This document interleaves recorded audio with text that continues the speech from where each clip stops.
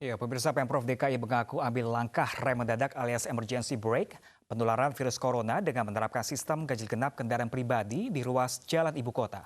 Meski tujuannya mengurangi 50% karyawan bekerja di kantor, tapi kebijakan diprediksi tidak akan berhasil jika tidak dibarengi dengan pengawasan ketat dunia usaha.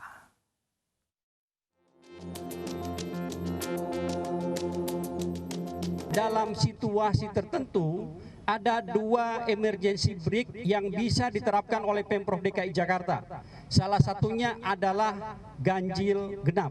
Para karyawan atau para pegawai itu naik transportasi umum, disitulah dia tertular. Dia akan lebih banyak di kendaraan umum dan kereta juga akan lebih banyak, ya kan? Pasti terjadi klaster baru lagi. Kurang lebih 3 bulan dibekukan, aturan ganjil genap di DKI Jakarta resmi kembali berlaku hari ini. 3 hari untuk sosialisasi dan pelanggar akan mulai kena gulung alias tilang hari Kamis.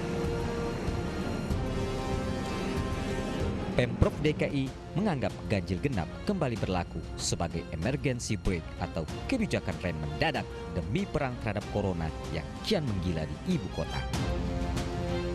Dalil bagi Pemprov, kendaraan dikurangi agar perkantoran benar-benar menerapkan hanya 50% karyawan masuk dan sisanya kerja dari rumah, work from home.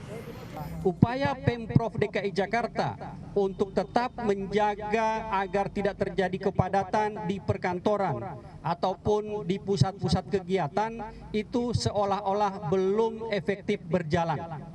Dan di dalam Pergub 51 juga sudah disebutkan bahwa dalam situasi tertentu ada dua emergency brake yang bisa diterapkan oleh Pemprov DKI Jakarta. Salah satunya adalah ganjil genap. Perkantoran memang menjadi momok baru penyebaran corona di ibu kota. Sudah banyak kantor tutup sementara karena 1-2 karyawan terkena corona.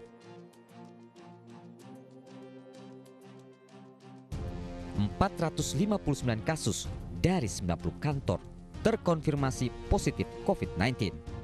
Sebaran ini tak hanya di perkantoran pemerintah, tapi juga swasta. Sepanjang Juli, lebih 2.000 kantor disidak. Hampir 500 diantaranya melanggar protokol kesehatan dan diberi surat peringatan. 4 perusahaan diberhentikan sementara karena tak peduli peringatan Pemprov DKI. Pelanggarannya adalah karyawan tak jaga jarak dan tidak menerapkan hanya 50% karyawan masuk. Pemprov DKI akan terus mengawasi ketat perkantoran dan pelanggarnya akan diumumkan ke publik. Pemprov DKI juga akan terus mengetatkan pengawasan kepada setiap usaha dan aktivitas publik di Jakarta ini. Kami akan umumkan secara resmi di situs kita tentang pelanggaran usaha yang terjadi dan penindakannya. Pemberlakuan ganjil genap sebagai rem darurat penyebaran virus corona justru banyak menuai kritik. Alih-alih membuat perkantoran menerapkan kembali karyawan bekerja dari rumah, tapi efeknya justru bisa timbul penumpukan penumpang di transportasi publik seperti kereta api atau Transjakarta. Ini bisa terjadi jika pengawasan perkantoran sekedar slogan. Jadi menurut saya ini malah justru akan memberatkan masyarakat, di mana kemudian di transportasi umum ini protokol kesehatan tidak bisa diterapkan dan artinya penularan COVID justru sangat tinggi. Bahkan di kantor-kantor itu yang selama ini menjadi klaster paling besar dalam hal penularan itu justru diduga atau diperkirakan lah itu berasal dari luar perkantoran, dalam arti para karyawan atau para pegawai itu naik transportasi umum, disitulah dia tertular dan dia menjadi OTG dan kemudian menularnya di kantor-kantor itu, klaster kantoran muncul. Memang khusus Transjakarta, Pemprov DKI akan menormalkan operasionalnya, mengantisipasi penumpukan penumpang. Sementara MRT akan beroperasi mulai pukul 5 subuh hingga 10 malam sebagai akibat berlakunya kembali ganjil genap. Soal ini masyarakat terbelah, ada yang mendukung tapi tak sedikit menolak.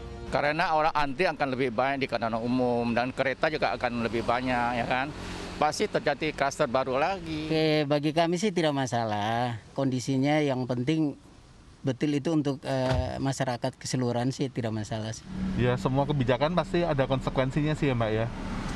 Ya kalau memang nggak ada keperluan ngapain keluar ya. Tapi kalau ada keperluan ya mau nggak mau ya harus keluar sih. Walaupun mungkin pakai transportasi umum ya. Penambahan harian kasus corona di DKI Jakarta terus meningkat. 2 Agustus, Jakarta penyumbang tertinggi penambahan harian. Dari 1.519 kasus positif, 377 kasus dari ibu kota.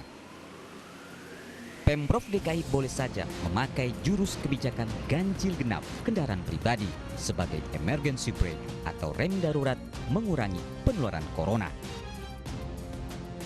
Tapi tanpa disertai pengawasan area perkantoran, rem darurat berpotensi blok alias tak berfungsi sama sekali.